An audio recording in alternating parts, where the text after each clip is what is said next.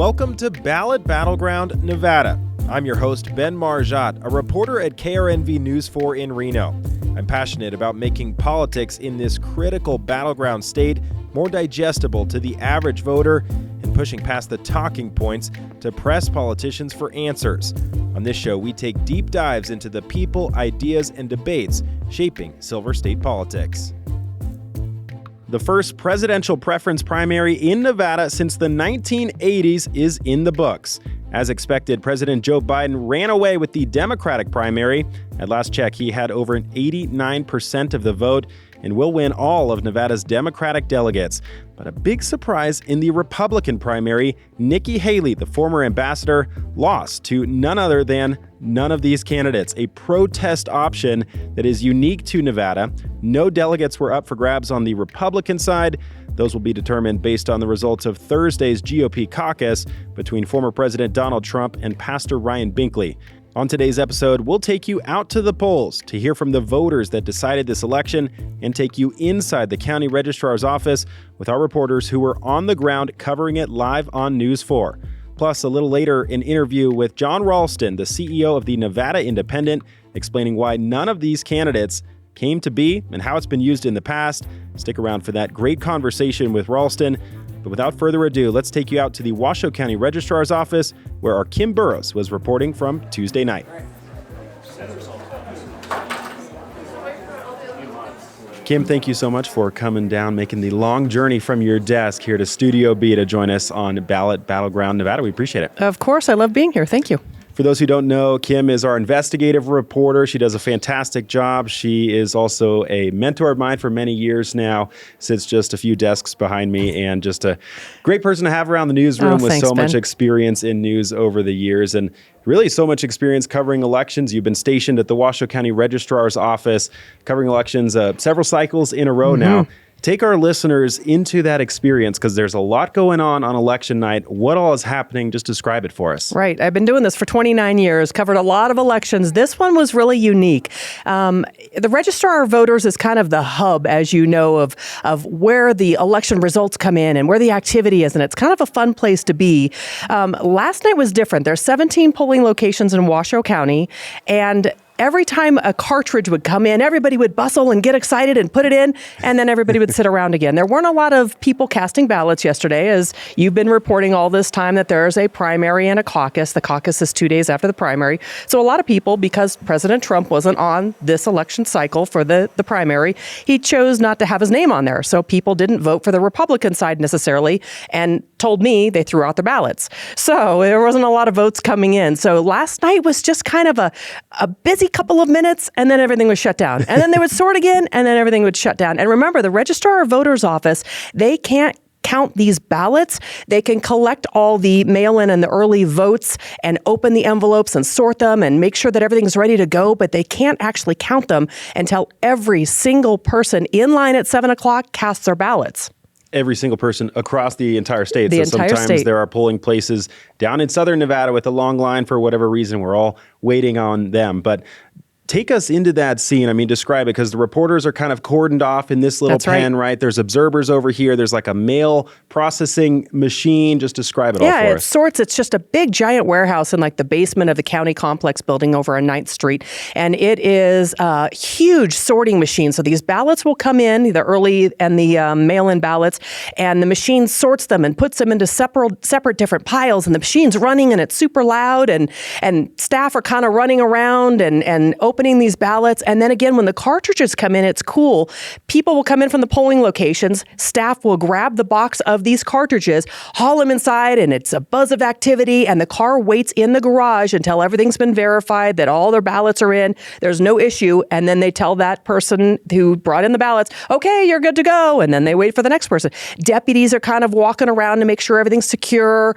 Doors, you cannot open and close the doors. So it's kind of a closed situation, but lots of buzz going on. Last night was just different, though, because it was just so much more relaxed until those cartridges would come in.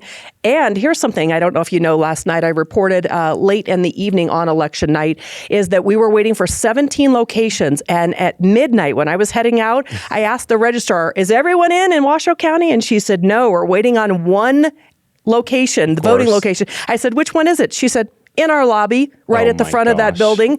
They let apparently staff go too soon, and they just couldn't get those results in. It seems like we're always waiting on some far-flung location, Right. It was whether it us be this time. Wadsworth or Incline Village, and they got to get over the hill. And in Right. this case, it was at the registrar's And office. I asked, it was at Lake Tahoe because of the snowstorm Yeah. that kind of came in, or where was it? She said, nope, it was right in our front lobby. A little embarrassing. That's so funny. So at what point do they start running these cartridges through? Because the in-person votes, I mean, it's just a cartridge. You essentially plug it into That's a machine, right. And then That's we right. get the results right away. At what point does that start to happen? And when did we get those first batch of results? So again, polls closed at 7 o'clock. There were still people in line. We started getting our first cartridge just after 8 o'clock or so. We couldn't start counting. We, meaning the county, couldn't. I dared wouldn't do that. But they didn't start counting until about an hour after our polls closed. They started counting about 8:40, 9 o'clock, somewhere in there. So we were waiting for 3 counties in Nevada that were still kind of cleaning up their last people in line to vote.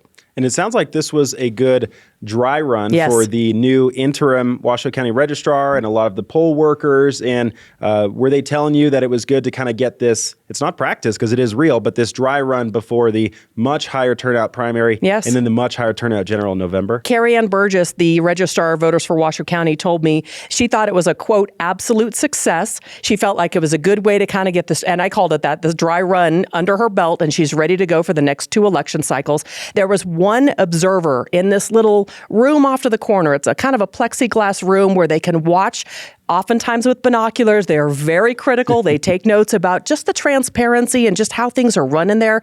You can't have any cell phones. We, as the media, is a little different because we're broadcasting and doing all that. Nobody can have cell phones. Nobody can have trash cans. Apparently, in a recent election, they brought in therapy dogs to help the staff kind of uplift them.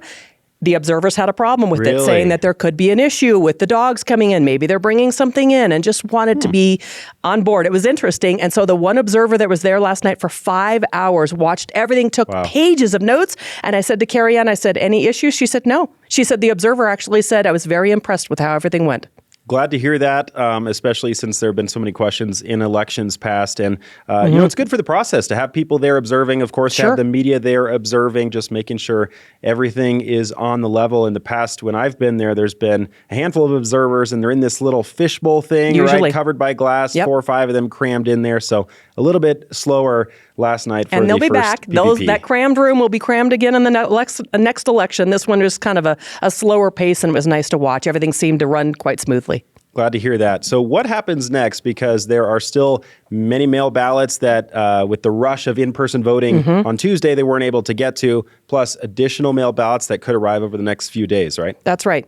They said there was a couple of delays, one being that there was 35,000 early mail-in votes that came in, and they just knew on election night they couldn't get through them all, and they knew that. They said there's just so many, we're trying to get everything counted, so we're going to get through most of them tonight. We're going to finish the rest the next morning, so that kind of was a delay, and just kind of trying to get those final numbers. But they knew fewer votes, people casting their ballot, they were able to get through much quicker than they would like a general election, if you will. Right. A friendly reminder for people out there, obviously too late to vote now, but if you had sent in your mail ballot, as long as it was postmarked by Tuesday, it will be counted as long as it gets to the registrar's office by Friday. Is that right? By Friday, 4 days to get that thing in. So if there's any floating out there to be counted, it has to be arrive at that office by Friday. So the results may change a few dozen ballots here and there, not a significant amount, but in previous elections that has been a factor. In this election, with both primaries being kind of locked up and such blowouts, it won't end up being a factor, but obviously those ballots will still be counted anyway. That's well, right. Kim, thank you so much for coming on this episode of Ballot Battleground Nevada. We're going to head out now to one of the polling places that tends to be a Democratic stronghold, the Joe Crowley Student Union at UNR, where our reporter Audrey Mayer was on the ground.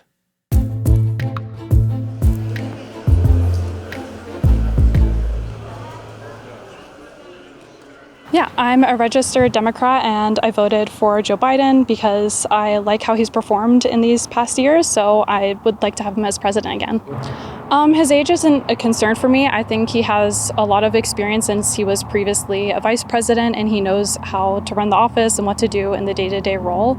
I wish there were more options in a lot of ways, not really at the state level, but more at the federal level. But yeah. You know, it's what it is. I mean, I support Biden. I think he's done a really, really great job. And I think it would be lovely to have somebody else. come in for the next 4. I'm a registered Democrat, but I will not tell you who I voted for. Unfortunately, I believe the two-party system we have is a little outdated. I mean, it seems you have the worst of two evils to go after. I'd like to see it opened up to a third party. I mean, give us more choice. Give us, because let somebody else come up and do their thing, So, yeah. I mean, that's why I want to go ahead and put my thing out there and just see what happens. I'm joined now by Audrey Mayer, one of our wonderful political reporters on the politics team with me and a couple other folks here at the station. You've covered 3 or 4 elections now in Nevada in your time here at News 4. We're very lucky to have you. Thanks. So happy to be here with you, Ben. Yeah. So you were assigned to cover the Joe Crowley Student Union at UNR for Tuesday's presidential preference primary. Obviously, probably a lot of students there. Why don't you start with the types of voters that were showing up there? Probably mostly students, but maybe not all. Yes, you're absolutely correct, Ben. It was mostly young voters, mostly students. We talked to one undergrad, one graduate student, but of course, anyone could come vote. It was on the 4th floor of the Joe Crowley Student Union at the University of Nevada. And so, yeah, it was I think pretty much everyone I spoke to was a Democrat, registered Democrat. They shared with us that when we spoke with them. And, it was kind of expected, when you come to a university, you're expecting more people to lean left. And what I really took from talking to these voters was that they just weren't super excited about coming out to vote, but they wanted their voice to be heard, and they thought it was really important to be a part of it and part of their civic duty. And so all in all, really not a huge turnout at the University of Nevada, but again, we did talk to mostly students, mostly young voters there. We did hear a little bit of that lack of enthusiasm, if you will, in one of the sound bites that was just played, where a woman said something to the effect of not really excited to come out and vote for Joe Biden. Of course, there's a lot of time for him to turn that around in November, but he comes away with the large decisive victory with not much of a challenge in the Democratic primary. But how was the turnout, given that, as you mentioned, lack of enthusiasm? How many people showed up to vote there? Was there any lines?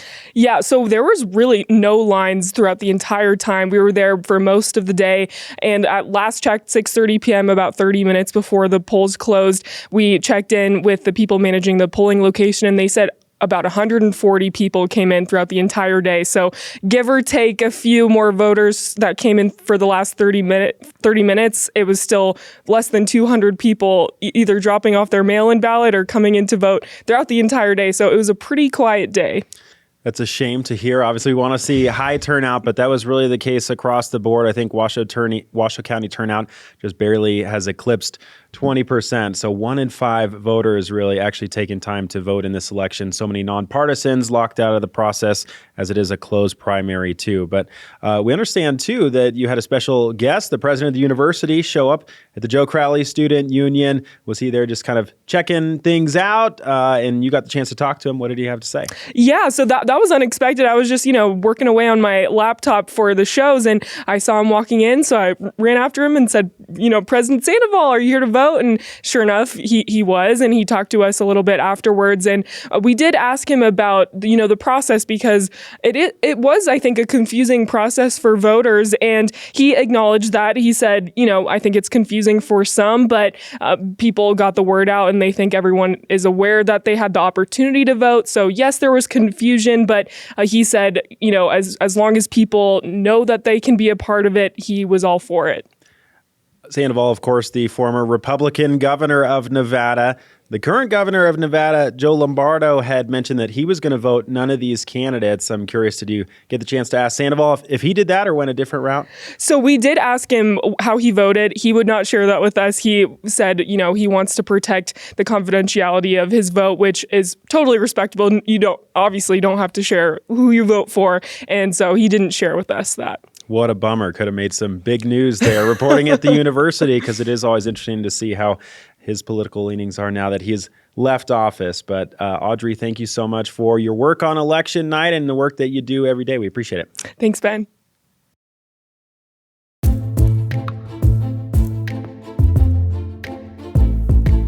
The story of the night ended up being the surprise on the GOP side. That first batch of results came in, and it was not Nikki Haley in the lead.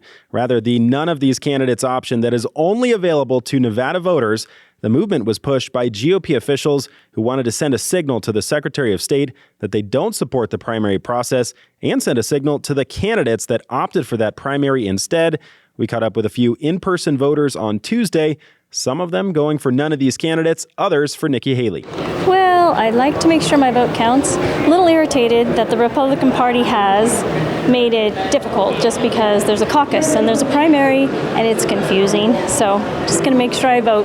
I know I'm voting for none of the above today. Yeah. Just because I don't think they gave me the choices, and I would appreciate to have choices in front of me. Well, I voted for Nikki Haley, and I think that she's on the Republican side. I think she will be a good candidate to go against the Democratic nominee. I think Donald Trump did a great job, and I have no problem with him per se. I just think, he's a bit divisive, and I think we need someone in there that's more of a centrist. I think we need someone in there that will get us back to center instead of complete polarity. Given that unexpected twist, we had to call an audible on this episode and talk about that strange none of these candidates option, when and why it became an option for voters, and how it's been used in the past. Who better to bring on the show than someone who's referred to as the Dean of Nevada Politics, the CEO of the Nevada Independent, Jon Ralston.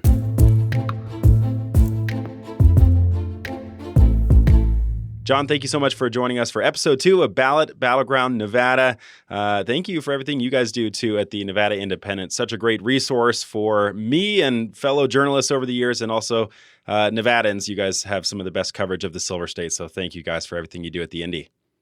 Appreciate you saying that, Ben. It's great to be with you, and we try to steal from you as often as we can when you break stuff up here. The same goes for you guys. You guys unfortunately beat me to a lot of scoops, but yeah, it's a good, healthy competition in the Nevada press corps, which is great. So let's dive right into, first off, I just want to get your reaction to what happened last night in the Democratic primary. It went as expected, not so much on the Republican side. What was your reaction?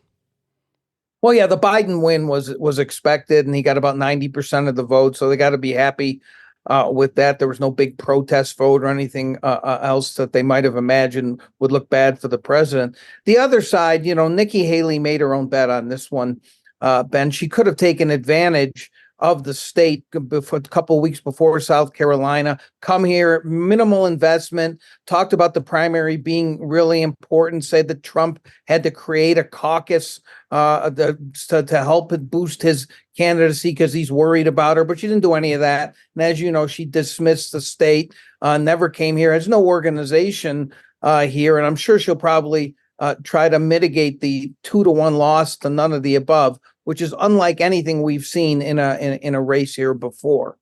Do you think if she had come here even once, run a couple ads, done a campaign stop in Vegas, one up here, it would have made a difference? Or is the Trump movement and the MAGA movement in Nevada so strong that they were able to motivate their voters to get out and vote none of these candidates, and that would have won regardless? It's a good question. And obviously, the none of the above was a lot of Trump voters. It's hard to parse how much of it was organic, how much of it was people coming to the polls and not realizing because of all the confusion that the Nevada media has tried to clear up that the Republican Party caused with these 2 votes. We interviewed at least 1 or 2 people yesterday who said they were coming to vote for Trump, and they wanted to know why Trump wasn't on the ballot, and they either were mad and left or mad and voted for none of the above. But I don't know if Haley could have prevented what happened, but why not try, Ben?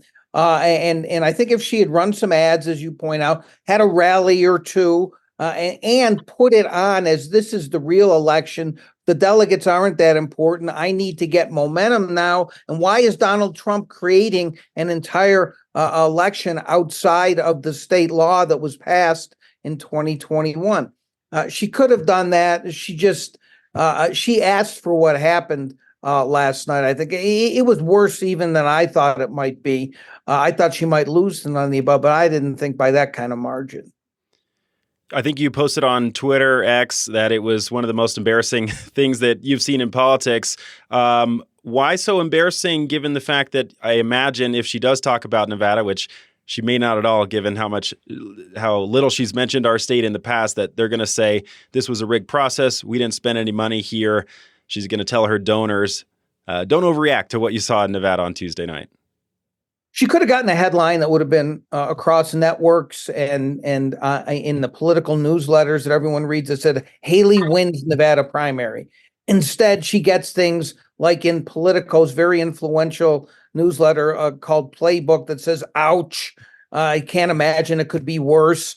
And so the narrative is for a long shot candidate who is thought to be hanging on by the skin of her teeth just to stay in the race, that now she loses to none of the above in Nevada. It's kind of emblematic of her candidacy. Maybe she'll last until South Carolina, but I wouldn't be surprised now, Ben, if this is the death knell for her campaign. She may have been able to build some momentum going into South Carolina if she had won the Nevada primary. Most people are not going to read beyond a headline that says Haley wins Nevada primary, or a headline on CNN that says Haley wins Nevada primary. But now she's got terrible headlines for the next few days and trying to explain. And she can say the process was rigged, Ben, but this process was not. This was a state-run election that ran very smoothly. Thursday night with the caucus, which is fairly opaque, they're not letting the media observe in every site, as you know, and with that is being run by Trump loyalists, which raises suspicions. That is a different story. For voters who might be unfamiliar with none of these candidates' options, I mean, when did this come about? Nevada's the only state in the union to have this unique option. When and why did this really start to appear on people's ballots? It was in the mid 70s. I think the first election was 76, but don't hold me to that. I wasn't in Nevada then. As long as I've been around. It was seen, as a place for people to vent their frustration with the choices on the ballot. I've never really liked it that much, Ben, just because it has no teeth. For instance, in the Democratic primary for governor in 2014, none of the above actually won. That is, finished first. But that doesn't mean there's a new election or anything. The second place finisher gets it. And so one person I saw put out on Twitter or X, whatever you want to call it, how come the media is being so biased and not saying Nikki Haley finished second in the primary? It was a facetious comment, but so technically, I guess she won the primary, Ben, because none of the above doesn't really count. But it has made a difference in some races. Technically, in other words, the number of votes for none of the above has been more than the margin of victory. The most celebrated recent case being in 2012 when Shelley Berkeley lost to Dean Heller by 12,000 votes, I believe it was, and none of the above got a lot more than that. And Dean Heller's campaign hoped that would happen because they knew that would be the only way they could win. So they went hyper negative on Shelley Berkeley for the last few weeks. So it can make a difference in races. It usually doesn't. It never has a landslide win like this in a major race, the major race of races, Ben. Do you think it portends any kind of weakness in the state for Nikki Haley if she were to turn the tide of this race, which I think you don't think is likely, but if she were to turn the tide and ultimately win the nomination, does that mean that she's going to be weaker here? Do you think voters here in January and February are going to remember the fact that Nikki Haley didn't show up if she were to be on the November general ballot? Probably not. And let's take the long shot scenario and say she does become the nominee. I mean, she will have some explaining to do, but most people don't really care about it. The turnout in this primary was very low, right, relative to what it's going to be in November. 15% or so turned out for the primary. There's still a few mail ballots out there, so it may get a little bit higher, but you're going to have 70-80% turnout. Totally different universe. And so Nikki Haley can reintroduce herself. She has other issues as a candidate in Nevada. People probably don't remember, but as governor of South Carolina, she was very, very pro Yucca Mountain and wanted to send nuclear waste there. There's nuclear reactors back there, and so her position was understandable, but she's going to have to explain about that. But I have no doubt she'd be a stronger candidate here than Trump would be. I think statewide turnout last night was around 20%. So switching to the Democratic side, I mean, is there anything at all that we can glean from that for Joe Biden's strength or lack thereof in the Silver State? The general election polls show him not doing so well here, but the Biden campaign probably going to come out and tout this as a large victory. Can we really take anything away from that with turnout being as low as it was? Yeah, even before the first results were in last night, as you know, Ben, the Nevada Democratic Party put out a release, a memo for the benighted media, I guess, to understand that they had done great and the Republicans were chaotic, et cetera. They turned out some of their base voters, but again, there is no correlation between what happens on February 6th and what's going to happen in November. They tried very hard to make that case, but even they know that, and turnout for Democrats was above what it was for Republicans, but it just, there's no correlation, Ben, and no one should draw any conclusions from what happened on the Democratic side. The only way we could have is if none of the above on the Democratic side had gotten up into double digits or 20%. That would have been a problem, I think. And it's one reason I think the president came to Nevada and spent a couple days here campaigning. I know the election was only last night and we haven't even had the caucus yet, but any broad takeaways or lessons to be learned? I mean, do you think the Nevada GOP will try and avoid this caucus primary mess in the future, or they're going to turn ahead with this because they like the caucus and they like requiring voter ID and some of those reforms that they support? I think it's hard to tell, Ben. I think we have to see what happens in the caucus here. They've had problems counting votes in the past as well. They claim that this is a better system because they're going to have voter ID, as you mentioned, and election security measures, and they're going to get the results out the same night, as opposed to a regular election here. Now that we're a universal mail ballot state, it takes a few days to get the final results. So we'll see how fast they get it done. We'll see if it's error-free. We'll see if the results are believable and credible. And then, 4 years, I told you November's an eternity. 4 years from now, who knows? It's unlikely the state law is going to get changed by then, so there will be a primary again. Who knows? Trump may be on the ballot again for all we know. Right. Jon Ralston, the CEO of the Nevada Independent, thank you so much for coming on the show, and thanks for everything you guys do over there at the Indy. My pleasure, Ben. Good luck with the podcast.